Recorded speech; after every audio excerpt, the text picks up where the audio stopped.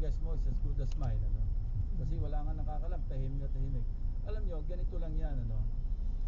Kung ang hangad mo mag-prosecute talaga, makapagpa-convict talaga, dapat hindi siya nawawala. Kasi ang pwede lang mag-prosecute sa kanya, DOJ or Ombudsman. Hindi siya mahanap ng DOJ, hindi siya mahanap ng Ombudsman.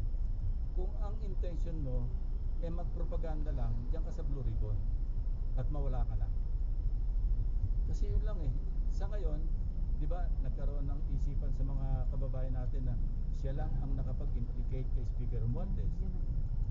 Yung although kay Congressman na Saldico, hindi lang siya, ang dami pang ibang nagpa-implicate sa kanya, nauna na.